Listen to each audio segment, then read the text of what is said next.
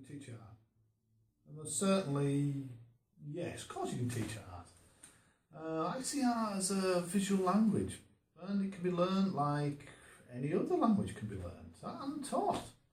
Art's about seeing, about perception. It's about understanding colour and form and reading images and thinking creatively. Yeah, some people find it easier than others, just as some people find reading and writing easier than others.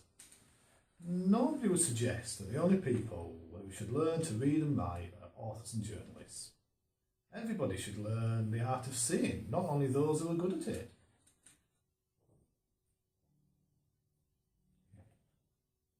People are generally shocked or offended if I point out to them that, for all intents and purposes, they're blind. They only see in words. They can only perceive the most rudimentary colours and forms. And, as for reading images, their understanding is basic and done mostly in their subconscious. I think art teaching splits into 4 basic categories.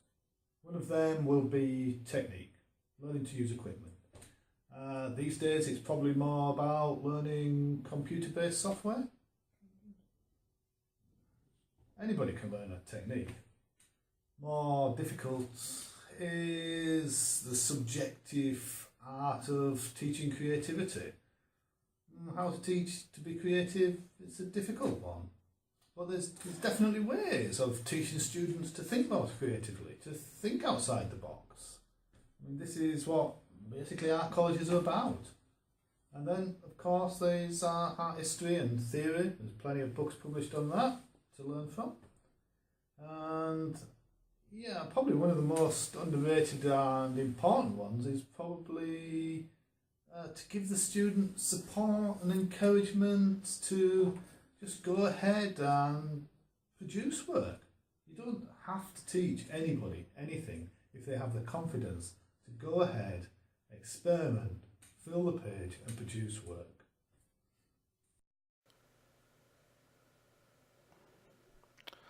My first experience of art education would be the same as most people's, at primary school. Art lessons and art teaching are a big part of any UK primary school. One of my first memories would be when I was 5 years old. The joy of seeing a little row of easels and being allowed to paint with powder paints. I really remember enjoying it and feeling that I was producing something great. I even remember now just the pattern I did with triangles, I think. Well, powder paints are great, and they're big in the UK schools. You have little pots of primary colours and a black and a white, and you can produce, when mixed with water, abundance of cheap paint. I have 2 children who both attended school in Catalonia, and art doesn't seem to have the same importance as it does in the UK, which, this is a shame. I think here in Catalonia there's a problem that there's always an emphasis on the more technical side of education. I think this is a mistake because it can make learning sort of very dry and dull. I did struggle at school. I was considered backwards and had quite a few learning difficulties. This meant I couldn't really compete academically. So I suppose the art lesson was something that part of my education that I didn't dread and actually could feel a part of. Just to illustrate how bad my learning difficulties were at school, I remember on the first day at secondary school, the teacher gave a dictation to gauge where the children were in their reading and writing abilities. This was to put us all into groups, and after the test, the teacher read out all the names of the kids who were in the top group, and then she went on to read out all the names of the kids who were in the middle group, and then she read out all the names of the kids who were in the bottom group. Then she announced that there would have to be a special bottom group for Jan Fairey. So needless to say, I left school 4 years later with no qualifications at all. I could hardly write my name and address.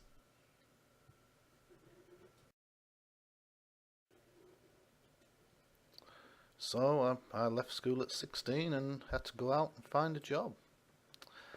I went for an interview at a screen printing factory. It was a bright and colourful place. I could like typography, even though I wasn't particularly good at reading and writing. And yep, I had no qualifications or experience. But I remember I went back the next day to show the guy who'd interviewed me some drawings I was doing. They must have been okay because the guy gave me the job. I worked there for 3 years and was quite successful. Gone from being sort of a homeless punk rocker living in a bed and breakfast with no future to owning a house and having a future planned before me. But I do actually remember the exact time I had to take art seriously. I was visited at work by a guy selling pensions. He told me how well I was doing and how I could retire early at 55 with a good pension. I just couldn't believe it. It hit me like a train. I had hated being a child and childhood, and now I was expected to work in this job in this nowhere town until I was 55. The thought was appalling.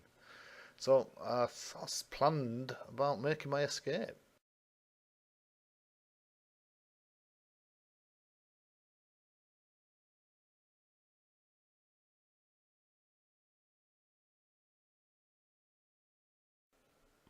It wasn't anything to do with seeking a bohemian or alternative lifestyle. I'd done all that. It was about escape, an idea that there was more to life than what life seemed to be offering me. I didn't know what was out there, but I knew there had to be something. I didn't know about art or artists or designers or anything. All I knew is all I could do was draw. So I just enrolled in night classes, in anything and everything really. I remember enrolling in a life drawing class and being really quite excited because I thought, oh, I'm going to learn how to draw life, and I wondered what that was about. I turned up for the class and thought it was all a bit dull and lifelike. Nobody was talking to anyone and all the windows were blacked out. I thought, crikey, there's a crazy woman there who looked like she's come in a dressing gown. It's only when she removed the dressing gown that, well, I realised we're drawing naked ladies. Dull. But no, I really love live drawing. And in the UK, it's great. Anybody can go to an evening class in live drawing. Well, I wish it was the same here in Catalonia, but it's only art students or professional artists who go to live drawing classes. It's evidence again that sometimes I think here you all take yourselves too seriously. One of the main things I got from doing all these live drawing classes was it gave me the confidence to apply to art school and for the art foundation course.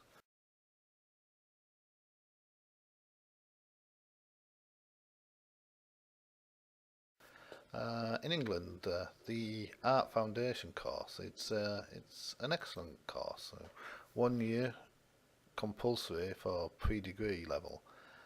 Its teaching is partly similar to the Barhouse Art School.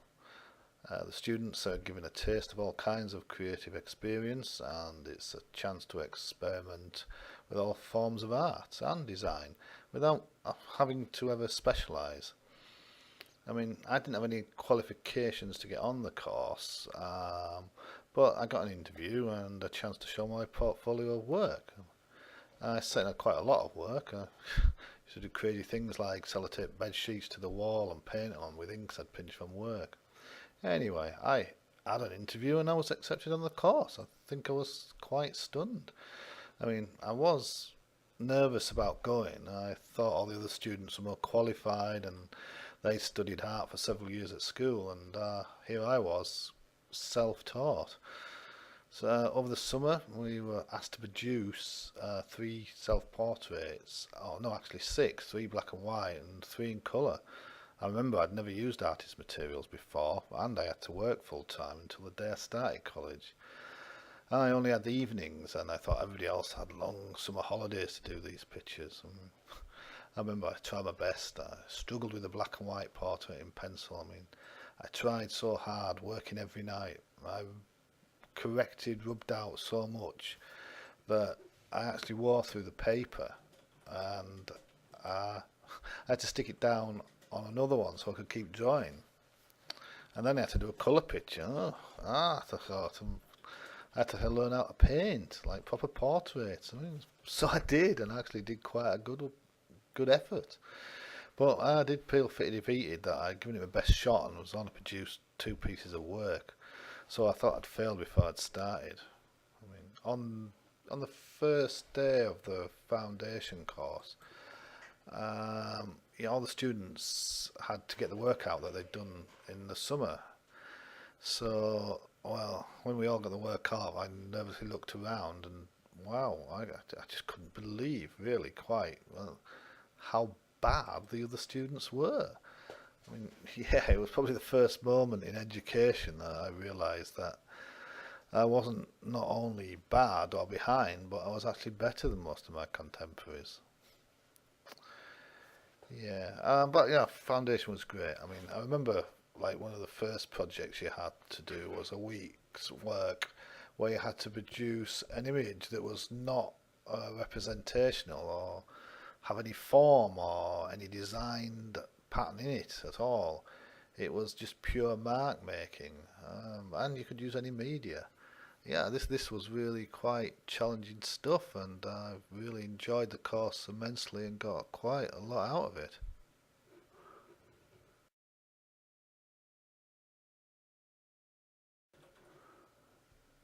I went on to study illustration, and while I was at college, I did a few weeks' work in schools as part of their book week programs.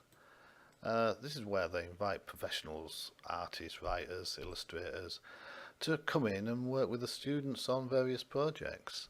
I made comic strips with the kids. It was easy format because you can break the page down into smaller images, and the kids are familiar with comics, and you don't have to be that precious. But the thing I found more quite annoying was that sort of the teachers had the habit of getting all the kids who were good at art from other classes and bringing them all to the front of the class to get to work with those real artists and kind of forgetting all the other kids in the room. So, I mean, I can see what the point was and why they were doing it, but it kind of wasn't what I was into, probably because of my experiences. I mean, yeah, I wanted to work with the kids who were not that good or confident. I mean, that's like I remember one little girl, yeah, she was very timid and shy and drawing like tiny little figures in the boxes, and I wasn't confident at all, but we'd go over and tell her how well she's doing and how great they are and how she just needs to do more and add to it. I mean, the girl, like the other students, start coming alive and really like start enjoying art and the lessons. I mean, it was good. I mean, even with the sort of kids who are a bit naughty, like the boys at the back. I mean, I want to tell them that their monsters aren't, they're not frightening enough. You need sharper teeth and they need to look more scary. And soon you can have like a whole classroom of kids who are enjoying the lesson, not just the ones who are particularly good at it. But I mean, the book weeks were, like, it's a real positive experience, I think, for the kids and for us professionals who really didn't have much to do with children and education anymore.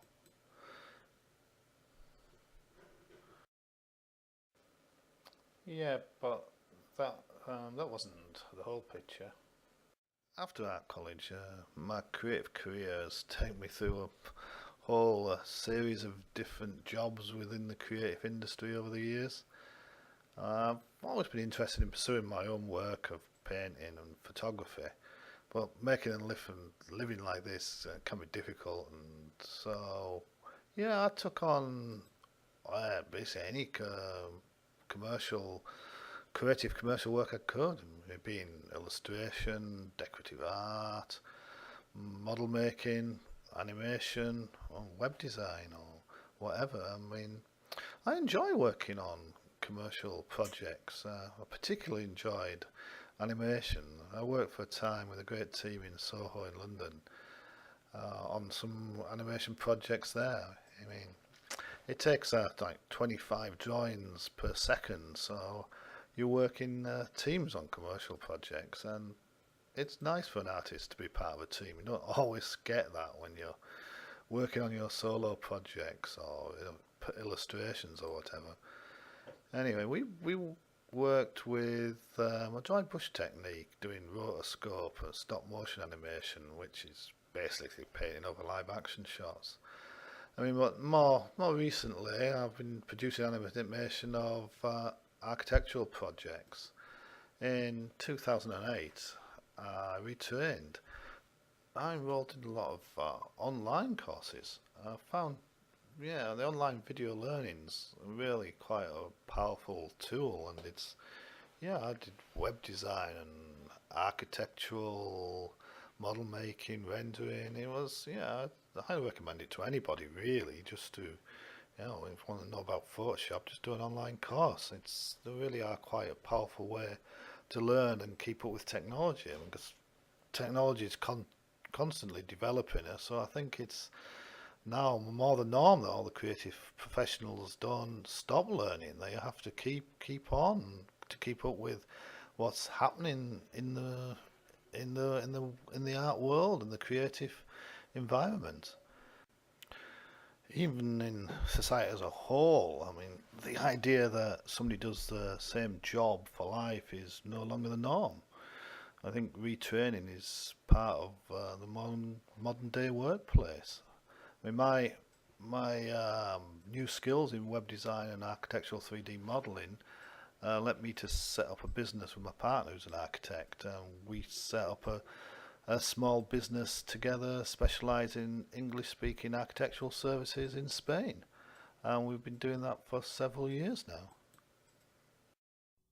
My art education has given me a firm foundation for a quite varied artistic career, but it's also given me a richer understanding of the world around me. Art education should be compulsory throughout a child's school life. Art suffers from the perception that it's a specialist thing, that it's for people who are gifted or whoever or already possess the natural ability to draw. It's kind of sad that we're having this discussion at all. I mean, the idea that art education is solely there to produce artists or as some kind of hobby is sort of annoying rubbish, really. Just about everybody can draw, but they're told they can't. Drawing is just an extension of seeing. Children are encouraged to read books. But what about, I would suggest, children should be taught to read images. Well, not just children, everybody should learn to read images. Society would be a better place and people would have richer lives and be empowered by having this knowledge.